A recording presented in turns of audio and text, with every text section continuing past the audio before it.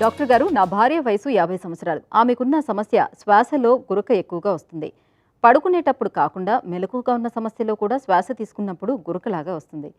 ఆమెకు ఆస్తమా కానీ ఇతర ఊపిరితిత్తులకు సంబంధించిన సమస్యలేమీ లేవు. కానీ ఇలా ఎందుకు అవుతుందంటారు? ఏమైనా టెస్టులు చేయించాలా? తెలియచేయండి అని అడుగుతున్నారు. ఈ ప్రశ్నకు డాక్టర్గా సమాధానం ఇప్పుడు తెలుసుకుందాం. ఇది చాలామంది ఇటువంటి ప్రాబ్లమ్స్తో వస్తూ ఉన్నారండి. అంటే ఎక్కువ శాతం మంది ఏంటంటే మీరు చెప్పినట్టుగా స్పౌసెస్ తీసుకొస్తున్నారు. అంటే నిద్రలో గొరకు వచ్చిన దానివల్ల 2 రకాల ఇబ్బందులు గమనిస్తున్నారు. అంటే ఆ సౌండ్కి పక్కన పార్ట్నర్కి కానీ స్పౌస్కి కానీ ఏంటంటే డిస్టర్బ్డ్ స్లీప్ ఉండడం. అట్ ది సేమ్ టైం ఎవరైతే పేషెంట్ స్నోరింగ్ పెడుతున్నారో వాళ్ళని గమనించినప్పుడు ఆ శ్వాస తీసుకోవడంలో కూడా కొన్ని రకాల ఇబ్బందులు రావడం, కొంతమందికి పిల్లి కూతల్లాగా రావడం, కొంతమంది ఏంటంటే నిద్రలో శ్వాస తీసుకొని కొద్దిసేపు శ్వాస ఆగిపోయినట్టు కనిపించి అన్నట్టుగా ఉలిక్కిపడి నిద్రలో లేయడం చాలా సందర్భాల్లో స్పౌసెస్ గమనిస్తారనమాట. అంటే ఈ పేషెంట్కి తెలియదు నిద్రలో ఏం జరుగుతుంది అనేది. పక్కన ఉన్నవాళ్ళు నిద్రపోయే వాళ్ళు స్పౌస్ గమనించి డాక్టర్ దగ్గర తీసుకురావడం జరుగుతూ ఉంటుంది.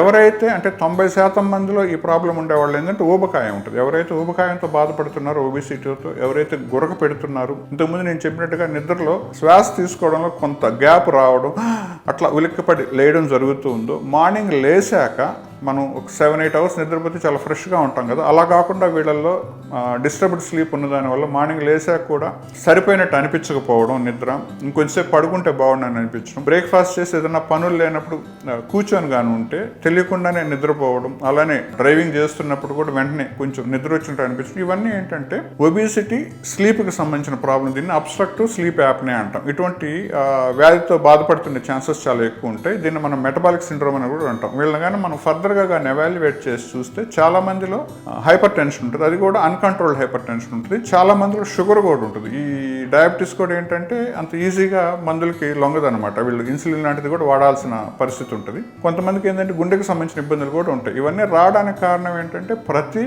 రాత్రి గురక పెట్టినప్పుడు శ్వాసనాళం దగ్గరకు వచ్చేసి ఆక్సిజన్ లెవెల్స్ తగ్గిపోయింది. దానివల్ల లాంగ్ టర్మ్లో ఇవన్నీ నేను ముందు చెప్పినట్టుగా మెటబాలిక్ సిండ్రోమ్ అయిన దానివల్ల శరీరంలో అన్ని అవయవాలని అఫెక్ట్ చేస్తూ వెళ్తుంది అనమాట. ఇటువంటి ప్రాబ్లం ఉందా లేదా తెలుసుకునే దానికి చేసే పరీక్షనే పాలిసోనోగ్రఫీ, లేదంటే మన వాడుక భాషలో స్లీప్ స్టడీ అంటారనమాట. అంటే రాత్రి పడుకున్నప్పటి నుంచి మార్నింగ్ మనం లేచినంత వరకు స్లీప్ ప్యాటర్న్ ఎలా ఉందో అది రికార్డ్ చేస్తూ ఉంటుంది. ఆ టైంలో గురక పెట్టామా, గురక పెట్టినప్పుడు గాలి ట్యూబులు దగ్గరకు వచ్చినాయా, బాగా దగ్గరకు వచ్చి శ్వాస ఆగిపోయిందా, ఎన్ని సెకండ్లు అలా ఉంది, ఆ టైంలో ఆక్సిజన్ లెవెల్స్ ఎలా పడిపోయినాయి, ఆ సందర్భంలో హార్ట్ మీద మెదడు మీద ఎంత ఎఫెక్ట్ పడుతుంది, మొత్తం ఈ స్లీప్ స్టడీలో పాలిసోనోగ్రఫీ రికార్డ్ చేయడం జరుగుతూ ఉంటుంది. మనకి నెక్స్ట్ డే ఏంటంటే ఆ డేటాను అనలైజ్ చేసుకొని ప్రాబ్లం ఉందా లేదా, ఉంటే మైల్డా, మోడరేటా, సివియర్ అనే దాన్ని బట్టి, అలానే ఆక్సిజన్ లెవెల్స్ ఎంత పడిపోతున్నాయి అనే దాన్ని బట్టి మనం గ్రేడింగ్ చేసుకోవడం జరుగుతుంటుంది అనమాట. డిపెండింగ్ అపాన్ ది గ్రేడింగ్ వీళ్ళకి మనం ఫర్దర్గా ట్రీట్మెంట్ ఇవ్వడం జరుగుతూ ఉంటుంది. అది ఎక్కువ మందిలో మనం చూసేది. కొంతమందిలో ఏంటంటే ఈ శ్వాస నాళం లోపల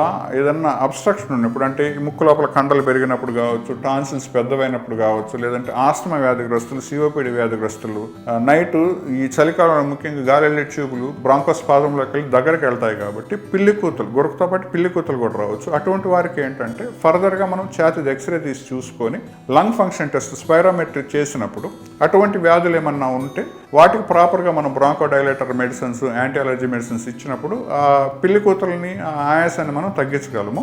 గురకది మాత్రం స్లీప్ స్టడీ చేసుకున్న దానివల్ల స్లీప్ యాప్నియా ఉందా లేదనేది మనం ప్రాపర్గా డయాగ్నోసిస్ చేసుకొని, ఒకవేళ ఉంటే మాత్రం దానికి ఫర్దర్గా మనం సివియారిటీని బట్టి ఏం చేయాలనేది వాళ్ళకి మనం క్లియర్గా డయాగ్నోసిస్ చేసి ట్రీట్మెంట్ ఇచ్చినప్పుడు చాలామంది ఏంటంటే ఈ గురక ప్రాబ్లం నుంచి, ఆ పిల్లి కూతుల ప్రాబ్లం నుంచి బయటపడగలరు.